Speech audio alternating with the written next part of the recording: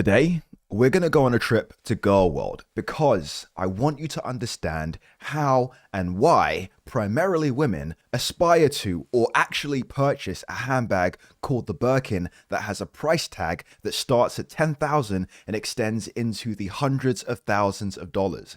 And I'm not condemning anyone. From a business perspective, it's actually quite impressive. This is the result of a genius exclusivity scheme that has been operated for over decades by a brand that you probably heard of called Hermes. I think it's very challenging for most people to remain aware of the fact that fashion is one of the most deceptive industries. It's so easy to forget.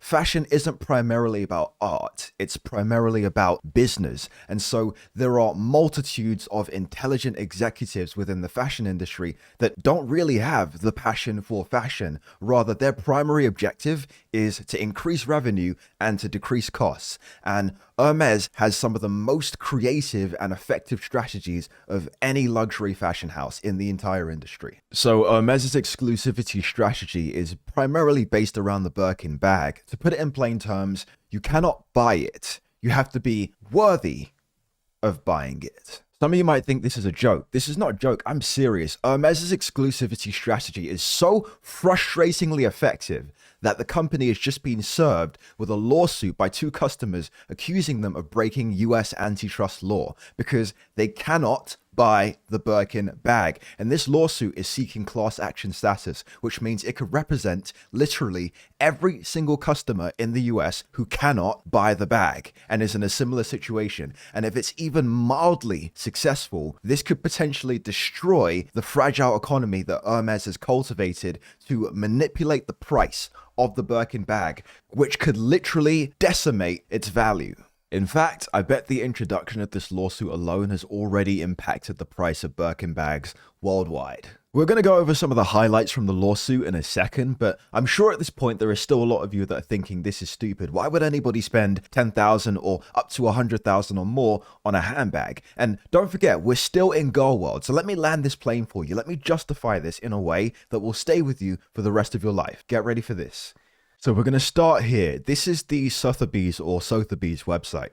Anything expensive, anything worth value that can be auctioned generally goes through Sotheby's. They are the industry leader when it comes to auctioning expensive or valuable items. So they have provided an explanation for why Birkin bags are so expensive. Many factors contribute to the Hermes Birkin bag price. The most important factor can be explained by the scarcity principle. The economics of supply and demand have driven up Birkin prices for the last 10 years. In some cases, a Birkin bag can sell for multiples of the original retail price. A leather Birkin bag purchased directly from the store starts at $9,000 and can sell for $30,000, depending on the size, color, material, and condition. Secondary marketplaces like Sotheby's are one of the few places you can purchase a store, fresh, pristine Birkin with the original box and all plastic still on the hardware without having a relationship with an Hermes sales associate and long purchase history. While it's possible to purchase a Birkin bag at the store, it is hard to predict how long it will take. Additionally, if you don't have an existing relationship at the store, it's even harder to pick the exact bag, including size, color, and hardware. In many cases, you may be offered a Birkin that may not be your desired color or size. Now, there's one more thing that I want to show you from this website, and that is, how much does a Birkin cost? The short answer is, it depends on a lot of factors. The most important factors are condition, date stamp, material, size, and color. The most expensive Birkin bag sold at Sotheby's was a Himalaya Birkin 30 with diamonds for $450,000. Even Himalayan Birkins without diamonds sell for $100,000 to $250,000 plus. So the last thing that I want to show you is these are Birkin bags that are currently on the Sotheby's website that are available to purchase or available to be bid on for auction. So these are some of the estimates that these bags are supposed to be able to bring in at the end of an auction. So this estimate here is $51,000 to $76,000. This is a real thing. In case you thought I was joking, we're being serious here. This is on sale for $55,900, right? If we go to the bottom here, this is not a joke. $40,000 to $53,000. This is an alligator Birkin for $130,000. This is a crocodile Birkin for $78,000. You know what we can do? We can sort this by the most expensive. They won't even put high to low. They're just showing dollar signs. That's how expensive these items are. So at the top of this, oh my goodness. Okay, so we have one for 355,000. This is insane. Okay, we're now exiting Girl World. We're on our way out, but there's one last piece of information that I want to share with you that will give you insight into the psychology of, if not all, the majority of millennial and Gen Z women. Okay, so take a look at this. This is Kylie Jenner. She's one of the biggest female influencers. She has 400 million followers. You know her, and if you don't know her, you know a girl that does know her. Just, that's the bottom line. Anyway, so to get to my point, Kylie Jenner, she has a lot of money, obviously. She has something in her house called a handbag closet. It's a closet literally made for her handbags. And in this closet, she has a specific row that is filled with Hermes bags. And this is basically every girl's dream, okay? But rather than talk about it, I'm just going to show you so you can see for yourself. Are in my purse closet. You might have seen it on my Snapchat or my Instagram. This is pretty much where I keep all my purses. I made a little room for them in my house. Perfect. And I did this all custom so they all could have like a little home and be lit up really pretty. My favorite row definitely would have to be the Hermes row, and I have been collecting these bags for a minute. They're also a great investment. This one here is That's really the 355,000 special. If one. my house was on fire, I would take this one out of all of them. Yeah, I'm not going to lie, I'd probably do the same. All right, let's talk about the lawsuit. So we're going to talk specifically about what the legal claims are against Hermes so we can understand what exactly it is that they're doing wrong and how and why. So this case is being brought against Hermes in the USA, in the state of California, by Tina Cavallari and Mark Glenoga and their attorneys. I'm going to read you this fresh from the court filing. This is an antitrust and unfair business practices class action arising out of defendants Hermes International and Hermes of Paris Inc. Unlawful practice of tying the purchase of defendants' popular Birkin bags to the purchase of other defendants' luxury clothing and accessory items. So basically, the argument here is that in order to be able to buy a Birkin bag, you have to first purchase other items from the store. And there is no specific requirement of you have to buy this amount of other items from Hermes, or you have to buy other items from Hermes for a certain period of time. It's just you have to continuously buy items from Hermes, and then you might have the opportunity to buy a Birkin bag. As set forth herein, defendants' practices are unlawful.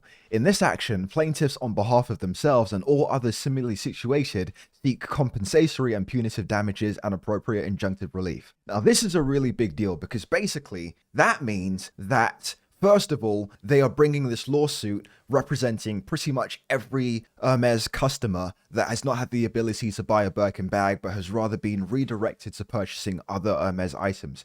But in addition to that, they're seeking compensatory and punitive damages. So they want compensation for the fact that they've been injured as a claimant making this claim against Hermes. But they also want the government to punish Hermes for these business practices. And this is a really big one, they're seeking appropriate injunctive relief. That basically means that they're petitioning for the government, or the court rather, to essentially force Hermes to change their business practices. It means that they have to stop doing what they're doing right now in terms of their exclusivity practices, or that they have to start doing something else to remedy the whole way that their system works currently. So there's way too much detail in that court filing. What we're going to do is we're going to go over the highlights of this claim in this Bloomberg article. Hermes won't sell the rare bags to just anyone, and it requires potential buyers to purchase thousands of dollars of other products just for the chance they'll get access to the coveted leather totes, according to a lawsuit filed Tuesday seeking class action status.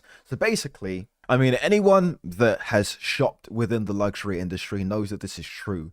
This is not a secret. This is a fact. You cannot walk into an Hermes store and purchase a Birkin bag. If you do, they'll laugh at you. They'll deny that it's even there because technically speaking, the Birkin is not advertised. You know, you can't go on the website and purchase it. You can't walk into a store and purchase it. It's not displayed. You could only be offered a Birkin bag technically by a sales associate working in the Hermes store. It's not a product that is openly available for purchase. And that's just a fact.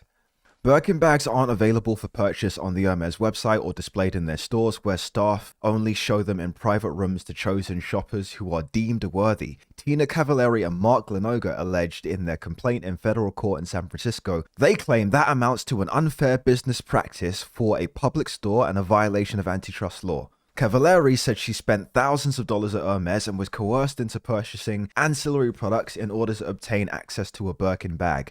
She claimed she was unable to buy one in September 2022 and was told by Hermes that the bags were sold to clients who had been consistent in supporting our business. Wait, so she has a Birkin bag, right? The problem is she wanted to buy another Birkin bag and they said no. And that's why she's mad. Basically, that's what I'm getting from this. Glenoga said he made multiple attempts to purchase a Birkin bag, but was told on each occasion he needed to purchase other items and accessories. Yeah, that's generally how the practice works. You cannot buy the bag. If you walk in and ask to buy the bag, they will tell you that you got to develop a relationship with the brand, you have to purchase some of our other products, and then you might have the opportunity to be offered one. That's the way that we do it. We don't sell it, we offer it to people. The suit accuses Hermes of structuring its compensation for sales associates in a way that reinforces what they describe as the unlawful practice of tying the purchase of Birkin bags to other products. The associates, according to the suit, don't earn commission on Birkin bags, but do on other Hermes products that are less expensive. You know, as someone that's spent a lot of time working in the retail industry, that makes a lot of sense to me. And I'm pretty sure that I've heard something about that as well. As a sales associate, you are incentivized to sell products so that you can earn commission, so that you can earn an additional bonus to your paycheck at the end of the month, which you use to live month to month, paycheck to paycheck, because you don't get paid a lot working as a sales associate in retail. No matter if it's with Hermes or any other luxury brand, it's not a lot compared to most conventional middle-class jobs or whatever. So anyway, the whole idea of being incentivized to sell products that you receive commission on is going to make sense, because you're not going to want to sell things or promote things or put time and attention and energy into selling things that you're not going to receive a benefit from. So basically, to cut a long story short, the whole exclusivity scheme within Hermes is designed from the top down to where the job of a sales associate is to, as normal, sell Hermes products. And then they also give sales associates the ability to offer the Birkin bag to customers that spend a lot of money with them. It's almost like an incentive for the customer, not the sales associate, because they don't receive commission on the Birkin bag, but to the customer, because the sales associates can basically leverage the ability to offer the Birkin bag to a customer to generate more sales for themselves. Basically, they have the ability to hold a customer hostage. And the problem is, as the proceedings go on with this court case, with this claim, Cavallari's attorneys are going to be able to investigate Hermes's practices in an intricate level, and they're basically going to reveal to the entire world the practices that Hermes specifically engage in to adopt this whole Birkin bag price manipulation exclusivity business scheme. So that's going to be coming real soon. So it'll be really interesting to see how that all plays out. All right, let's have some fun with this. I just want to throw out a random conspiracy theory that came to mind, and I do not believe this to be true. I do not believe this to be the case, but just humor me for a second. What if potentially some of the other major luxury fashion houses decided to come together and manufacture this lawsuit on the behalf of these random customers that genuinely had no issue with Hermes at all, but they just happen to be used as puppets in this scheme? What if they've come together and they're trying to take Hermes down? Is that a realistic possibility? Who knows? Ultimately, one thing I do know that is 100% going to happen, Hermes is going to throw everything and the kitchen sink at defending themselves against this lawsuit. They have a lot to lose, and they also have a lot to protect. I just read an article the other day about how an investment into an Hermes bag is more lucrative than purchasing gold. And I don't know if that's true or not. I don't know what their sources were, but that's pretty crazy. I will not be buying a Hermes bag anytime soon.